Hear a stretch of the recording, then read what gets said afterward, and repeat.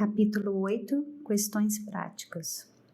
Minha jovem colega, vou tentar responder numa só carta aos vários bilhetes que você me mandou na semana passada.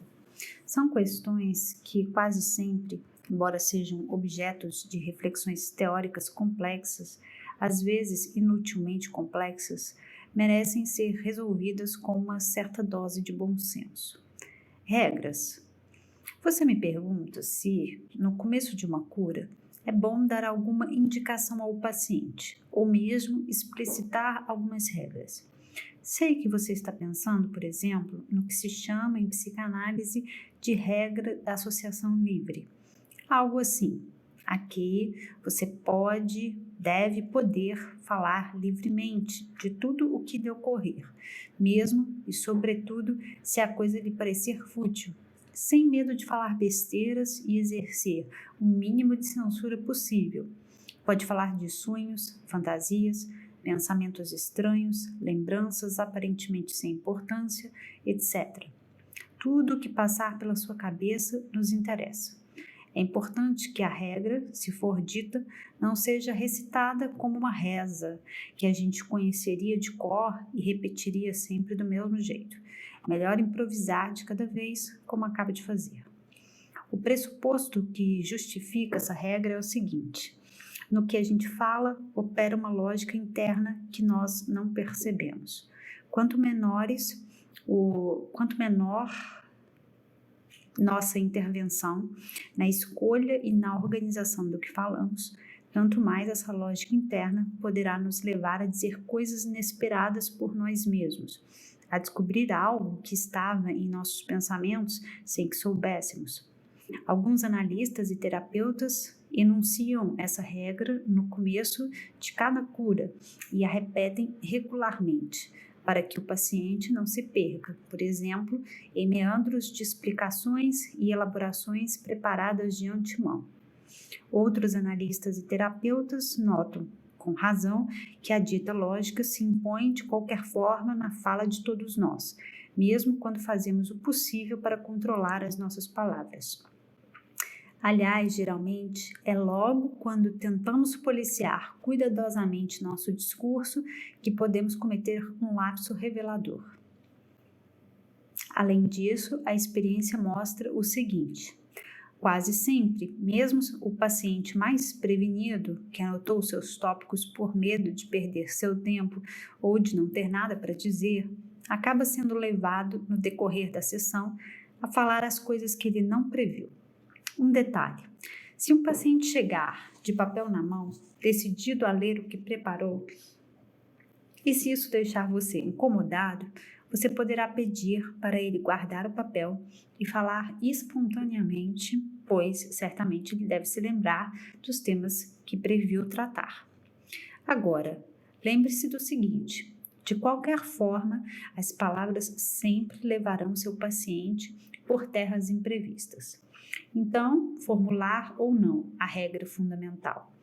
Não perca muito tempo debruçando-se sobre essa questão.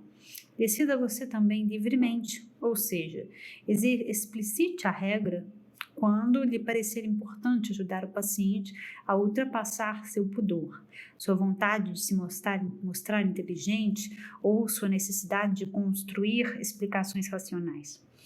Mas cuide disso. Enunciar a regra deve servir para autorizar o paciente a falar, não para obrigá-lo a falar do que você quer ouvir. É possível se esconder de si mesmo por trás de racionalizações e assuntos preparados, mas é possível também se esconder por trás de associações quase poéticas que pulam de palavra em palavra. Agora, há duas regras que o próprio Freud considerava com simpatia e que, um pouco esquecidas, talvez mereçam sua atenção.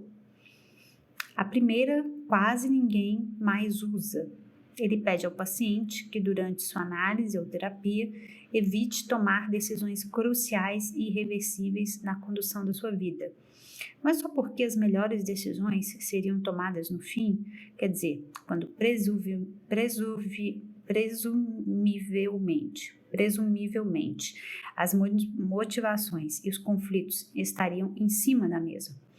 É também porque o tratamento agita fortes emoções e talvez não seja uma boa ideia tomar grandes decisões sob esse impacto. A regra é sábia, mas encontra 2 problemas. Hoje, as curas tendem a durar mais tempo e pedir que alguém suspenda, por assim dizer, sua vida durante anos parece impossível e injusto. Seria pedir muita paciência ao paciente.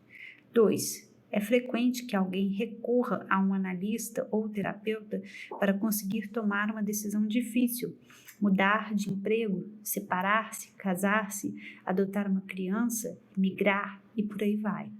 Esse tipo de paciente nos consulta porque se sente paralisado pela incerteza. Faço ou não faço? Não seria curioso pedir-lhe que se engaje a não decidir nada, ou seja, a persistir na hesitação da qual se queixa? A segunda regra é também um pouco esquecida, mas, a meu ver, injustamente. Ela pede que seu paciente se comprometa a não falar da sua terapia com os seus amigos próximos, familiares e amigos. Há ao menos 2 razões que justificam o uso dessa regra. 1. Muitos amigos ou parentes podem hostilizar a cura de um paciente porque receiam, com razão, aliás, que o tratamento modifica a relação que o paciente mantém com eles. Como cada relação é um encaixe em que convivem mais ou menos harmoniosamente as neuroses de todos os interessados, é claro que mexer num dos elos significa atrapalhar a vida de todos. Ora, já não é fácil para o paciente encontrar a coragem e mexer na sua própria vida. Parece melhor evitar a tarefa suplementar de lidar com as resistências de seus próximos. 2. A outra razão para fazer valer a regra do silêncio concerne mais especificamente aos casais. Acontece que os membros de um casal recorrem separadamente a analistas ou terapeutas distintos. Às vezes, o casal está em crise. Ambos desejam ou declaram desejar que a relação continue, e cada um espera justamente que o outro mude um pouco graças à terapia. É banal nesses casos que as curas se tornem o objetivo favorito da conversa familiar. O que disse hoje ao seu psi? O seu psi. E o que disse a sua? Pois é, quase sempre, olha só que coincidência, o que disse um terapeuta de um membro do casal vale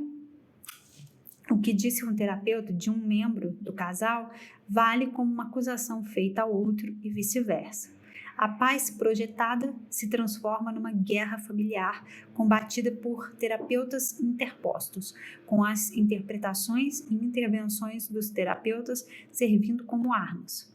O meu disse que você ainda não entendeu que a sua família é esta e não a casa da sua mãe. Ah, é? Engraçado, porque a minha disse que você passa o tempo todo me criticando para preservar a imagem do seu pai. E por aí vai. Pena, pois, se ambos ficassem calados, as palavras dos terapeutas poderiam mesmo surtir o efeito que ambos declaram desejar. Ai, Deus. Pena, pois, se ambos ficassem calados, as palavras dos terapeutas poderiam mesmo surtir o efeito que ambos declaram desejar. 7. Você me escreve que nunca sabe direito porque, quando e como, propor a um paciente que deite no divã e porque, quando e como, deixar ou pedir que ele continue sentado na sua frente. Sobre essa questão, há uma vasta bibliografia. Não vou resumir argumentos teóricos que você já conhece ou pode facilmente ler e meditar. Uma coisa é certa. Há análises de formação de psicanalistas famosos e reconhecidos que se deram inteiramente no face a face. Ninguém sabe porquê, nem os analistas que se formaram sentados e talvez nem os analistas que os analisaram sentados. A coisa aparentemente não foi decidida por alguma razão clínica argumentada. Eu me formei deitado, mas, em compensação, meu analista preferia me falar no fim da sessão, face a face, quando eu acabava de me levantar. Então, talvez tenha me formado em pé. Minha sugestão é a seguinte: claro, leia e cogite sobre essa questão, mas leve em conta que, como disse o próprio Freud, talvez a decisão possa depender simplesmente de uma questão de conforto seu e de seu paciente. Para começar, há pacientes que não aguentam a ideia de falar sem ver a cara de quem escuta, e há pacientes que, ao contrário, não aguentam encontrar o olhar de seu terapeuta. Por mais que essas intolerâncias possam lhe parecer sintomáticas, forçar a barra não tem sentido. A imposição de um setting não vai curar ninguém, e seu propósito não é colocar condições que dificultem a relação terapêutica, mas permitir que o paciente se engaje na cura. Além disso, leve em conta suas próprias exigências. Durante muitos anos, em São Paulo, eu atendi meus pacientes de maneira concentrada, pois permanecia na cidade pouco mais de uma semana por mês. Aos poucos, fui deixando que muitas análises acontecessem face a face. Quando me dei conta e me perguntei por que não estava mais convidando meus pacientes em análise a se deitar no divã, descobri o seguinte: no fundo, gostava de tê-los na minha frente, porque queria guardar uma lembrança visual de seus rostos durante os tempos de separação. E supunha, claro, que o mesmo valesse para eles. Alguns colegas poderiam me dizer que essa ideia é cretina, pois o que importa numa análise não são as caras e caretas, mas as palavras.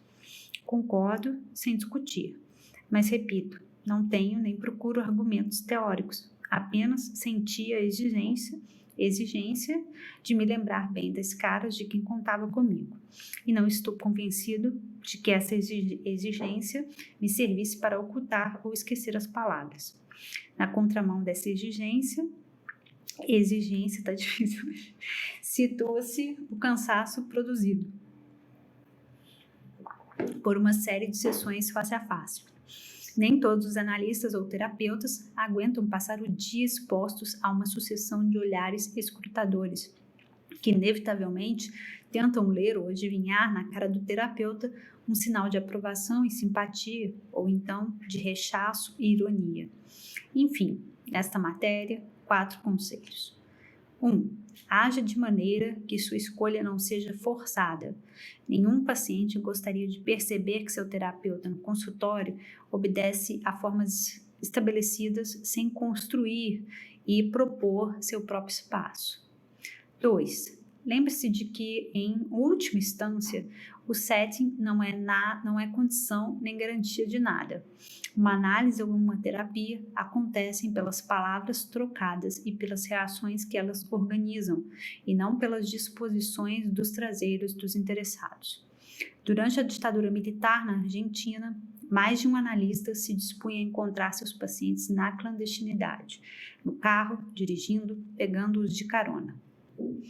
3. Lembre-se também de que nem o paciente nem o terapeuta estão presos no divã ou na poltrona por parafuso algum. Um paciente deitado há tempo pode decidir um dia que há algo que ele quer dizer olho no olho. 4. Pode acontecer que manter e impor o setting prescrito por sua formação se torne um dia para você uma espécie de condição do tipo: se esta paciente não deitar no divã, não haverá análise possível. Essa rigidez surge em geral com um ou outro paciente específico. Bom, se isso ocorrer, considere a possibilidade de que você esteja transformando a sua poltrona numa fortificação militar e então pergunte-se por quê. Entrevistas preliminares. Você quer saber quais são as perguntas que coloco e me coloco durante os primeiros encontros com o paciente. Isso é claro, além das que ajudam o paciente a contar sua história e suas dores e nos ajudam a construir um primeiro esboço do problema. De fato, sim, 2 perguntas que sempre surgem.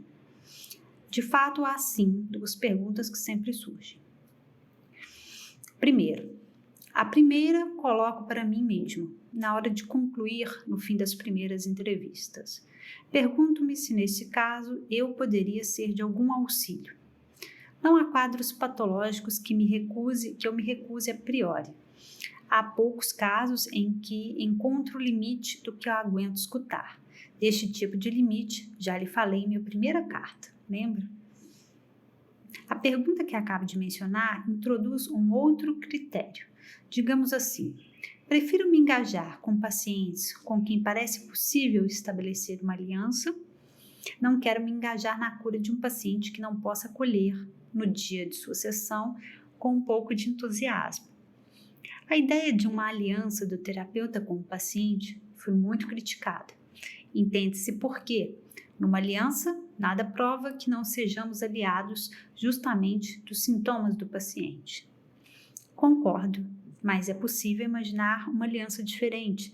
É possível ser o aliado do desejo do paciente contra as razões pelas quais ele se impede de desejar. Enfim, o que importa aqui é de onde vem a sensação de uma aliança possível. Sei, por certo, que ela não depende de alguma similitude de história, sintoma ou fantasia. Nunca me incomoda, por exemplo, que as fantasias sexuais dos pacientes sejam muito distantes das minhas, ou mesmo que elas me pareçam um pouco repulsivas. Nos anos 80, fui, por exemplo, o último recurso de um paciente coprógrafo. Coprófago. Deus é pai. Que comia seus excrementos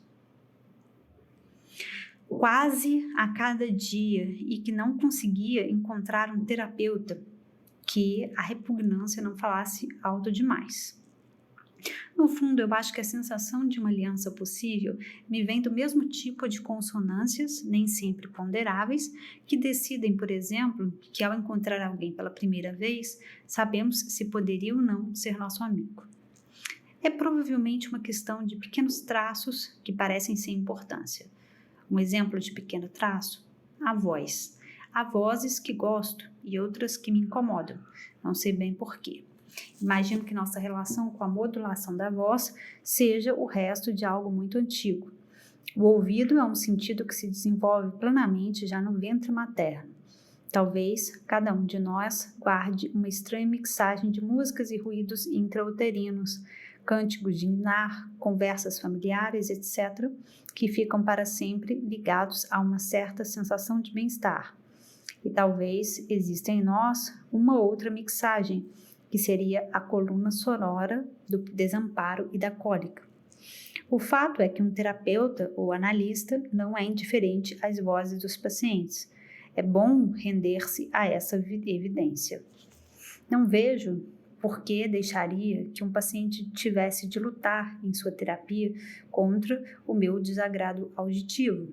Claro, o problema inverso também existe. Há vozes que encantam e não é bem-vindo escutar um paciente como se escuta uma música. Outro caso ainda são as vozes que adormecem. O sono do terapeuta é geralmente interpretado como uma vontade de não escutar, uma defesa. Mas Roland Barthes, que obviamente falava bastante em público, me fez um dia esta confidência. Nas suas palestras, nada lhe dava uma sensação maior, ele me disse, do que constatar que alguém na plateia dormia profundamente. Ele não achava nenhum instante que o sono do seu ouvinte fosse prova de desprezo. Ao contrário, pensava o seguinte: quem prestava atenção recompensava os frutos de sua inteligência, mas quem dormia demonstrava uma aceitação e uma simpatia mais profunda. Quem dormia não gostava tanto da abstração de suas ideias quanto da concretude física da sua voz. Em suma, Barthes se sentia lisonjeado quando conseguia adormecer um dos seus ouvintes. Talvez o sono do terapeuta seja também, às vezes, o fruto da sedução exercida pela voz do paciente. Bom, seja como for, melhor não dormir. 2. Outra pergunta que coloco nas entrevistas preliminares é para o paciente. É uma pergunta que comecei a fazer só recentemente. Quero saber o que o paciente espera da terapia que começa.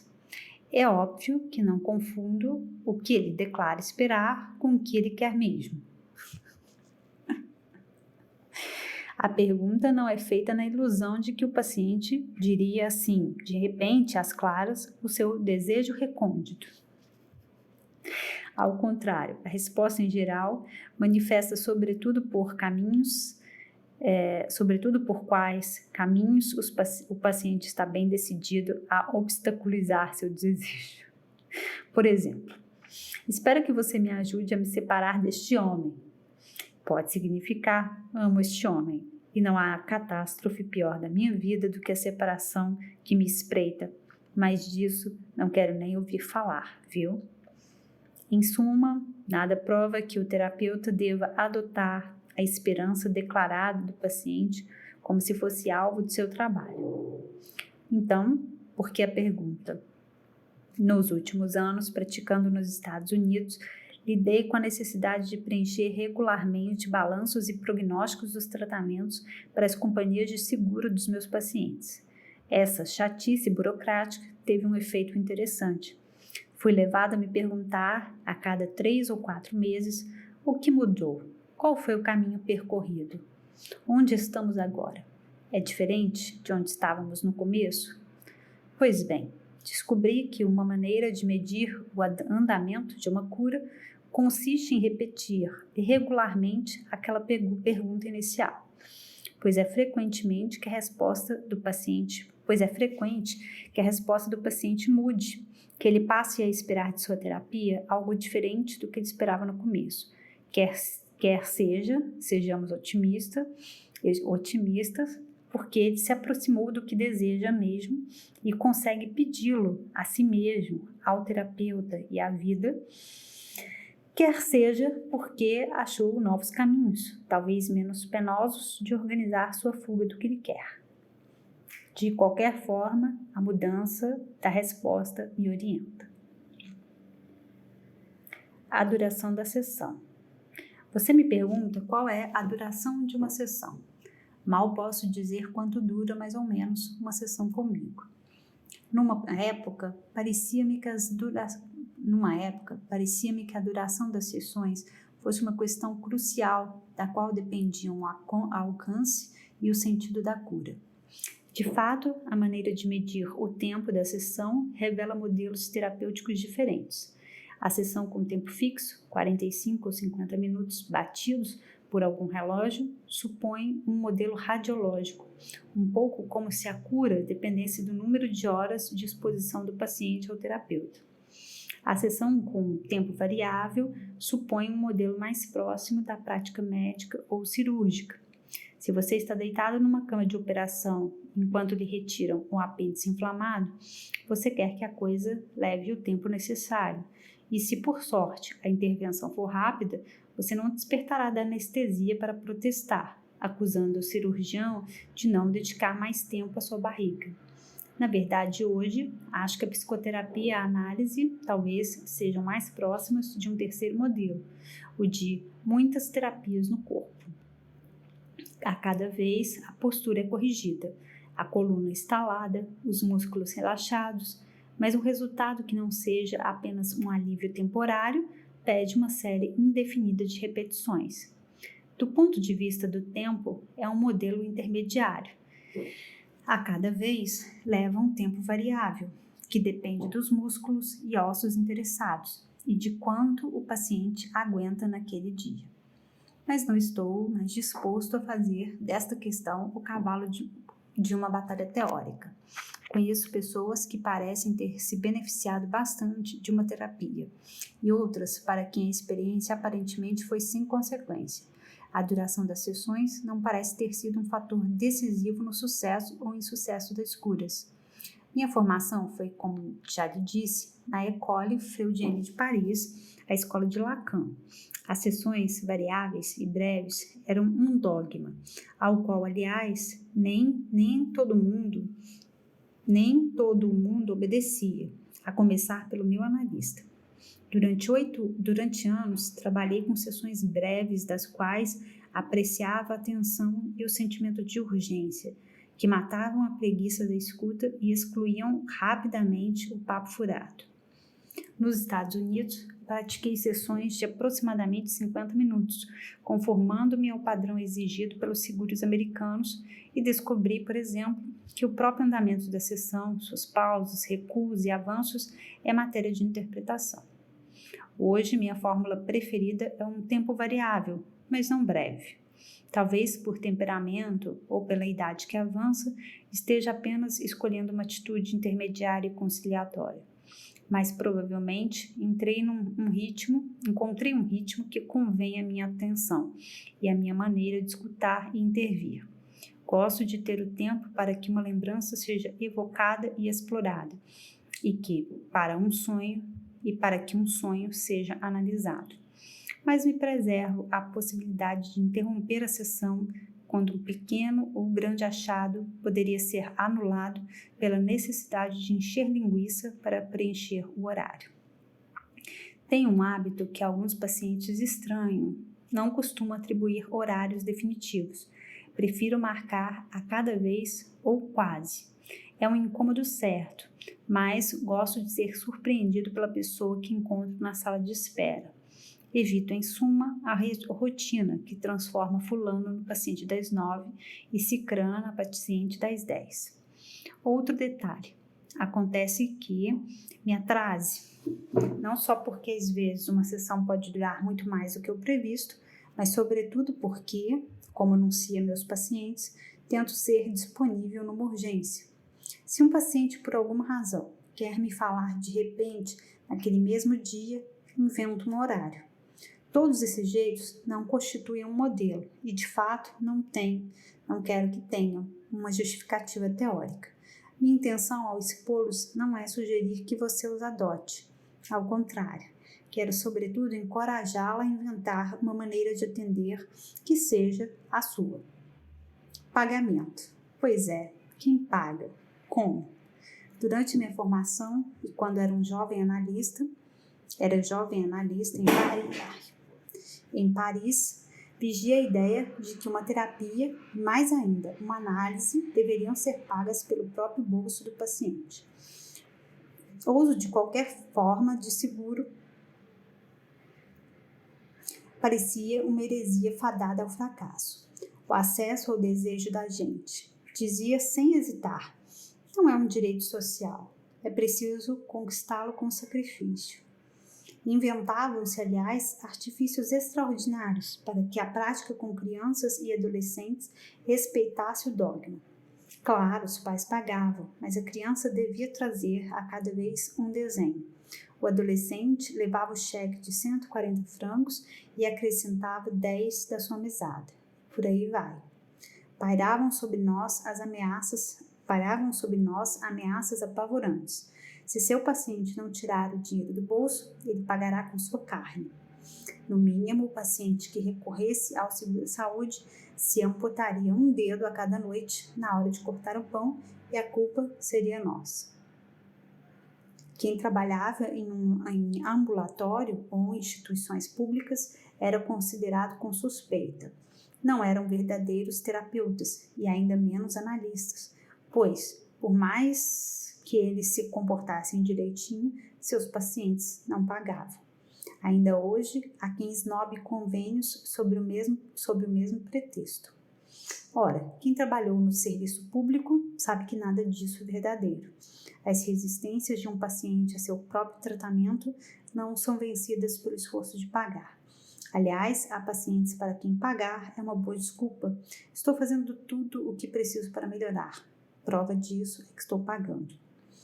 Além disso, para um adolescente, por exemplo, ver a mãe ou o pai preenchendo um cheque pode ser um pagamento bem mais pesado do que dedicar à terapia a parte da sua mesada. Para outro sujeito, o esforço de vir de longe é um sacrifício bem maior do que pagar o valor da sessão. Engraçado é que na França, quando a situação econômica apertava um pouco, os medalhões que nos ensinavam que o paciente devia imperativamente pagar de seu bolso, sem isso ele ofereceria pedaços da sua carne, passavam a preencher e assinar alegremente os formulários do seguro-saúde de seus pacientes. Mas mais uma questão. É frequente que o orçamento do paciente determine o número de sessões que ele poderá ter por semana. Pode pagar 3? Não pode? Então 2. Não me conformo com esse cálculo. A frequência das sessões deveria depender das necessidades da cura, que, aliás, podem variar. Há momentos, quer seja produtivos e acelerados, quer seja de uma viscosidade quase parada, em que posso encontrar meu paciente a cada dia. Há outros momentos em que a cura parece precisar de um tempo de suspensão ou de digestão. Às vezes, sonho com um sistema em que o paciente pagaria uma mensalidade fixa e o número de sessões de mês seria variável, segundo o que pedem da cura e seu momento. Mas é uma utopia, claro. Supervisor. Quanto à escolha de um supervisor, só 2 indicações. 1. Sua supervisão não deveria custar mais do que o que você ganha atendendo o paciente, cujo caso você decidiu supervisionar. 2. Como reconhecer um bom supervisor? É simples, a supervisão não é uma aula de clínica ou arte diagnóstica. Também não é ocasião para o supervisor mostrar como e por que ele teria agido diferente de você. A função da supervisão de um jovem terapeuta ou analista, salvo situações catastróficas, deve ser autorizar o terapeuta, inspirar-lhe confiança em seus próprios atos, sem a qual nenhuma cura vai ser possível. Aliás, falando em confiança, eu queria que você deduzisse desta pequena série de notas práticas só uma regra. Confiou a ponto de autorizar-se a atender? Continue. Abraços.